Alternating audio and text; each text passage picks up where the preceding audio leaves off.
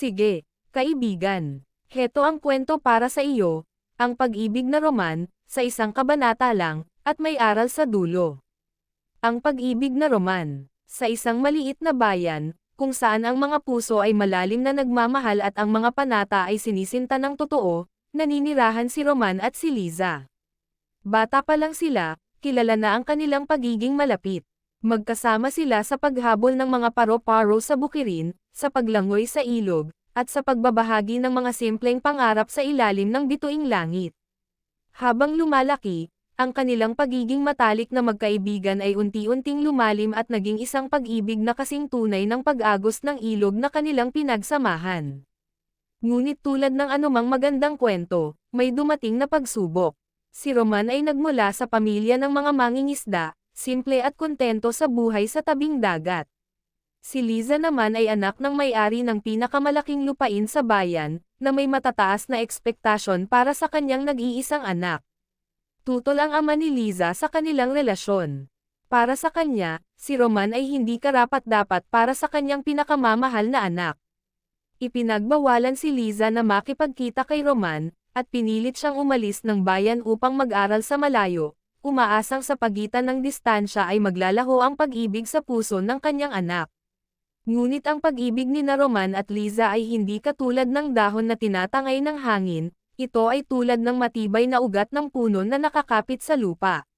Sa kabila ng pagbabawal at distansya, hindi sila sumuko. Lihim silang nagpapalitan ng sulat, bawat letra ay puno ng pangako at pag-asa. Si Roman, sa bawat paglabas niya sa dagat, ay laging may dalang ngiti sa isip si Liza. Ang kanyang mga pangarap ay hindi lang tungkol sa mayamang huli, kundi sa araw na muli silang magkikita. Si Liza naman, sa bawat gabing puno ng lungkot sa malayo, ay binabasa ang mga sulat ni Roman, na nagbibigay sa kanya ng lakas at pag-asang ipagpatuloy ang kanyang pag-aaral, dahil alam niyang para ito sa kanilang kinabukasan. Lumipas ang mga taon. Nagtapos si Liza sa pag-aaral at nagbalik sa kanilang bayan. Hindi nagtagal ay muling nagtagpo ang kanilang mga mata sa paborito nilang tulay sa ibabaw ng ilog. Walang salita ang kinailangan, ang kanilang mga tingin ay sapat na upang ipahayag ang libong kwento ng pagmamahal at paghihintay. Determinado si Liza na ipaglaban ang kanilang pag-ibig, at ngayon, mayroon na siyang boses at karapatan na tumayo para rito. Kinausap ni Liza ang kanyang ama. Buong tapang niyang ipinaliwanag na ang tunay na halaga ng isang tao ay hindi nasusukat sa yaman o katayuan, kundi sa kabutihan ng puso at katapatan ng paninindigan. Ipinaunawa niya na ang pagmamahal niya kay Roman ay hindi nawala, bagkus ay lumalim pa sa paglipas ng panahon. Nakita ng ama ang sinseridad sa mga mata ni Liza at ang matibay na pag-ibig na nananatili pa rin sa kabila ng lahat. Sa wakas, napagtanto niya na ang kaligayahan ng kanyang anak ay higit pa sa anumang yaman. Sa huli, ipinagdiwang ang kasal ni na Roman at Liza. Ito ay isang simpleng seremonya sa tabing dagat, na dinaluhan ng mga taong nagmamahal sa kanila.